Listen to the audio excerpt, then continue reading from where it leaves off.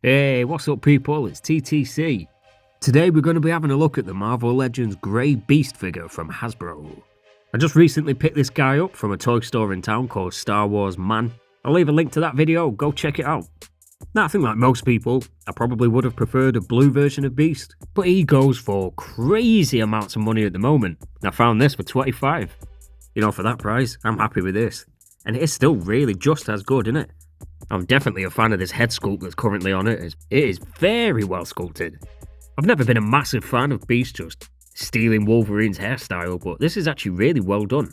I mean, it's a hairstyle that just would not actually work at all in reality, and yet here you go, it's sculpted really nicely. Now this face is obviously supposed to look specifically like the Jim Lee cover from X-Men 1, and in that case, I mean, they did a spot-on job. I mean, look at that. In terms of that specific look, I mean, they really couldn't have done any better at all, could they? The problem for me is though, with it being an open mouth screaming face with that hairstyle, shows even more the similarities between that and Wolverine. I mean, these heads are basically the exact same thing. I mean, it's almost as if some artists are kinda lazy. The body on this though is amazing, it's super well done. Now the original blue version of this first came out in the Caliban wave, I think it was, and around that time they were just like obsessed with reusing bodies, so I wouldn't have put it past them at all for this to have just been one of the bulkier bodies with all the fur just sort of painted on. So this was actually a really nice surprise, and I personally think they absolutely nailed it. Looks to me like a sculptor has actually done the homework and, you know, read a comic and looked at the artwork and got all these proportions for Beast just down. Like, this is spot on. And the fact that all this fur is actually sculpted on, oh man, it adds such a level of like dimension and detail that it's just really nice.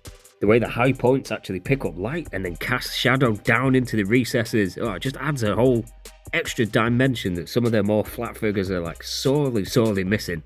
And even with the way that the butterfly joint cuts a massive chunk out, the musculature of the back and the torso is just perfect for Beast. I don't know about anyone else, but I work in like a very sensory way, so I'm really enjoying all the sculpted texture. I'm just standing here, rubbing my fingers all over this figure like a fucking weirdo. They've added sort of like an overspray of darker grey onto the longer bits of fur, sort of on the back of the hands and the back of the arms. I think that works really well. Unfortunately, you know, obviously once you start articulating the hand, you're going to break up the sculpt of all that fur, but what you're going to do, that's what happens with a plastic figure. I'd rather that than a hairy Beast doll. Here's something you don't get too often though, some bare feet. Obviously they're sort of vital to the character design of Beast, and I think they knew that, so they've done a really good job of this. All the toenails or claws or whatever are painted, and they've actually added a little bit of toe articulation there. I mean, how often do you see that nowadays? Like, never. Again, just sort of admiring the proportions of this. I mean, I think it's really funny that they struggle with normal human anatomy, but then Beast with his weird size and shape, and they always seem to struggle with placement of shoulders, and I think these, just look at it. They've just done a really good job of this big, sort of broad, yet kind of squat, animalistic shape. And the articulation's not even really hindered. I mean, look at that, that's a half decent T-pose. Trying to see how far down you can get him into a sort of crunched, kind of kneeling position. I mean, obviously you could do a better job than that, but it's good. And look at that, he even does a good job of tucking up into like a sort of cannonball. So now if you really wanted to, you can ball him up and roll him away. And then this is sort of just a spread out kind of Shawn Michaels-esque pose. I mean, it doesn't look too bad really, apart from the fact that the shoulders are kind of squared off, and that. The point I'm making is that it's got a half decent range of motion really, and it doesn't look too bad in most poses. Now, I'm personally not always a massive fan of butterfly joints. Oh, look at that, the fur's even sculpted inside it. But yeah, sometimes they just take too big of a chunk out of the torso for me, but this is quite well hidden. And look at that, it's got a really nice range of motion there. I mean, you're never realistically going to go that far back, are you? But it's nice to have the option. And it definitely helps getting into this sort of like one hand back, one hand sort of leaning, foreshortening towards the camera kind of pose. I'll be straight, I'm not really a massive posing guy. Most of my figures are just kind of just stood straight up and down. But when it comes to Beast, I think it's kind of necessary, innit? And this is just a little thing, but I do like the way that the fur on the arm, when you straighten it out, it covers up the cap of the elbow. I just like how it smooths out the fact that the articulation kind of breaks up the arm, so now it sort of becomes at least close to one smooth sculpt again. The torso's got the swivelly diaphragm joint with a little, just like a smaller ab crunch underneath it, which is kind of good. I mean, look at this. I mean, it could swivel around a fair bit. It's kind of like the diaphragm joint does all the twisting and turning, but I think the ab crunch is actually doing most of the work. But the combination of them both does let you have a really, really nice forward and backwards. I mean, look at that. It's probably about as far as you could go without snapping your own spine in half. And it looks decent if you bend him forward and then you pull the butterfly joint back like this and get the arms back, so it sort of looks like he's swimming. Holy crap, is that why it's called a butterfly joint? Whoa. There's obviously one slight problem with that ab crunch, is that when you pull it back, there's just a massive gaping hole in his abdomen. You can see straight through it. I'm pretty sure the original version of this did actually have a belt around the top of his trunks, which would probably do quite a lot to hide that, but yeah, look at that, you can even see at the back. It's not the kind of thing that would bother me usually, but when you can see the light shining straight through it, it's not great. I suppose we've all got things we're willing to let slide, really. In most positions, it doesn't look too bad. It's just visible standing straight up and down like this. Obviously, to get him in all his little crouch positions, you need really good hip articulation, and it comes out far enough forward and pretty good splits. There you go. I mean, you can't really complain about that. The hips do have this sort of drop-down feature where, like, you pull it and then they click into a lower position. You can obviously just push it back. But when you pull it down, it does supposedly give you a bit more range, but to be totally honest with you, it doesn't really give you that much more range, to be honest, but it's there at least. And like we showed before, he has at least got enough movement that you can get him all crunched up and bent down, and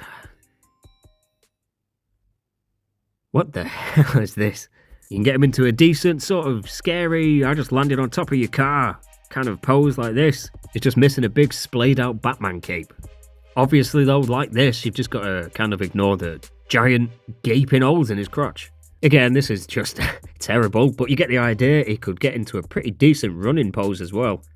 That toe hinge really makes the difference for adding a bit of stability when you're trying to make him look a bit more dynamic.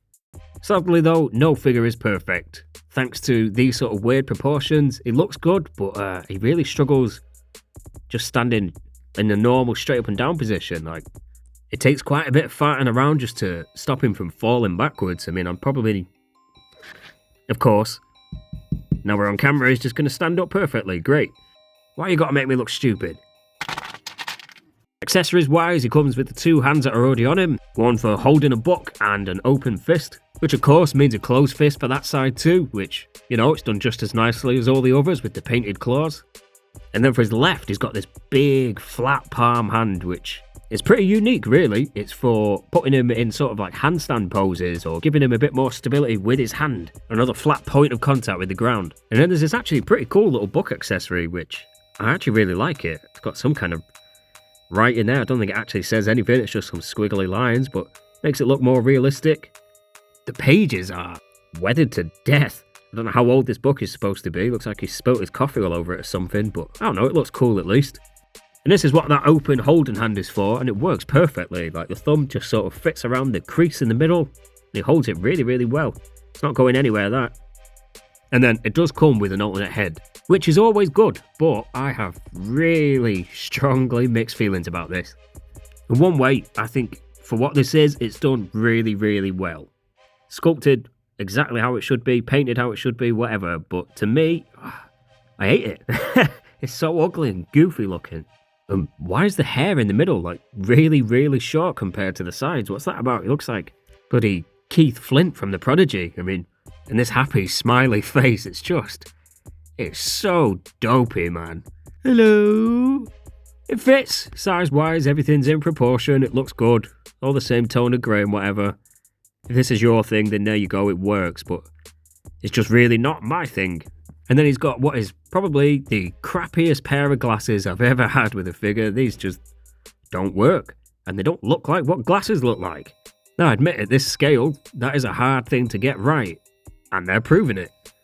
And just to make it even better, he's got absolutely no gap behind his ears. The hair's sculpted right up to it, so there's nowhere for them to even fit on. I mean, look, that's the best you can do. What is that? You might as well just not even have these. That is crap. And in case you were wondering, they fit even worse on the other head. Let's break out Bruce Banner for a second, because he's got a pretty decent pair of glasses on him. They look really good on his head, and they're actually the right shape and whatever for what a pair of glasses should look like. And they're definitely an improvement, but again, without the gap behind the ear, just stupid. And out of curiosity, I just kind of wanted to use the ripped shirt that come with the grey Hulk and see what that would look like. And there you go, it looks bad. It don't fit at all, and it doesn't work. I don't even know what I was trying there. Bye. And for me, I finally have all the original X-Men. Yay, I'm happy with this. Even though, as you can see, they're all clearly totally different versions to each other. So we've got Grey Beast, and then Astonishing Cyclops, the X-Men 97 Jean Grey. It's like a Champions X-Factor version of Angel. And then this is my custom Age of Apocalypse Iceman. I basically just dry brushed him with a crap load of white, and then I put some sort of speckles of silver on him, and then sealed him in a glass coat just to make him look more wet. It's only a tiny little thing, but I think it just makes this look so much better. He actually looks like ice now.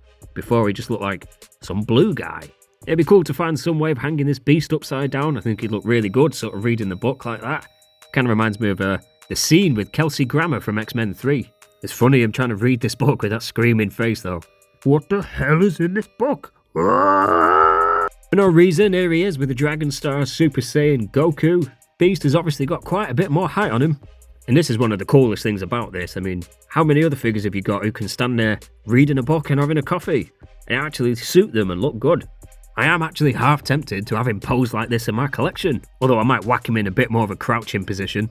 So don't forget to like this video, drop us a comment down below and subscribe to the channel if you haven't already. Plenty more videos coming, plenty more X-Men Marvel stuff. And until then, I'll see you guys in the next one. Cheers!